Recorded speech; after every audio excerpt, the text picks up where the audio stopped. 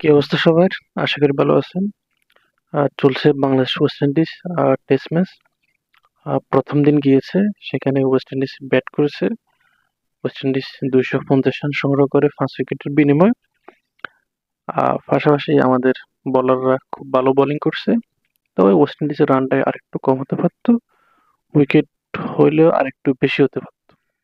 Catch miss করছে তাসকিন, না হয় সে রানটা আরেকটু কম হতে পারতো।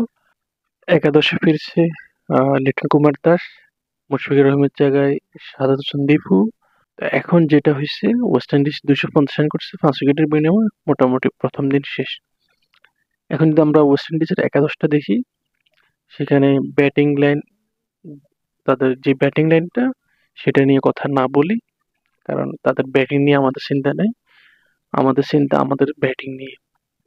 ওয়েস্ট ইন্ডিজের চারজন র পেসার, চারজন র পেসার। জর্ডেন সিলস, তারপরে সামার জোসেফ, টেমার রইস, আলজারি জোসেফ। আমি ভাবতেছি বাংলাদেশ ওয়েস্ট ইন্ডিজ কয় রান করে সেটা বাদ দেন। প্রথম দিন শেষে 250 রান করছে 5 উইকেটের বিনিময়ে, ওইটা বাদ দেন। হয়তো এই রান 350 যাবে। দেখেন আমাদের অবস্থা কি হবে। এই চারজন র পেসারকে বাংলাদেশ কিভাবে হ্যান্ডেল করবে। এখন এই চারজন র পেসার, বাংলাদেশের ব্যাটিং লাইন আপ সব মিলিয়ে আমি যেটা এক্সপেক্ট করি, বাংলাদেশ প্রথম ইনিংসে ব্যাট করলে সেটা 170 থেকে 80। এর বেশি এক্সপেক্ট করাটা আমার মনে হয় ভুল হবে। সো চারজন র পেস আপনি কিভাবে সামাল দিবেন। ব্যাটসম্যানটা যদি একটু টেকনিক্যালি ব্যাটিং করতে পারে তাহলে ভালো কিছু করতে পারবে। ধৈর্যশীল ব্যাটিং এর পরিচয় যদি না দেয়, তাহলে হয়তো 140-50 রানের মধ্যে অল আউট হয়ে যাওয়ার সম্ভাবনা রয়েছে। তো বাংলাদেশের কাছ থেকে ভালো ব্যাটিংটাই আশা করব।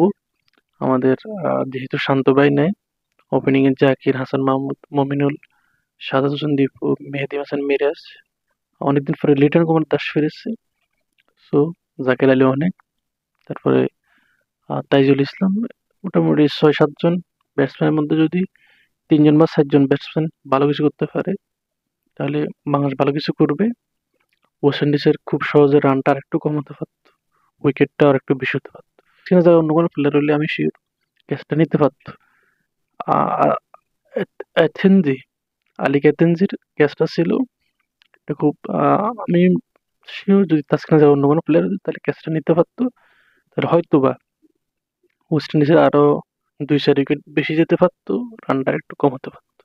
90 রানে ইনিংস খেলছে আলী ক্যাথেনজি।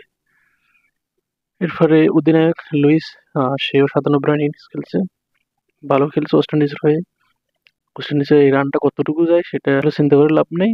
আমরা আমাদের ব্যাটিং কেমন করি সেটাই চিন্তার বিষয়। তাসকিন আহমেদ 2 উইকেট পেয়েছে, মেহেদী হাসান মিরাজ 1 উইকেট, তাইজুল ইসলাম 1 উইকেট। মোটামুটি হাসান মাহমুদ ছাড়া সব বোলারে উইকেট পাইছে। শুভকামনা রইল, বাংলাদেশ ভালো কিছু করুক। নতুন একটা দল, অনেকটাই তরুণ প্রজন্মের দলটাই। মেহেদী হাসান মিরাজও বলছে কথা এটা, যে আমরা লিটন দাস এবং মমিনুল কাছ থেকে ভালো কিছু আশা করব। সে আশা কি তারা রাখতে পারবে, দেখার অপেক্ষায় রইলাম সে পর্যন্ত।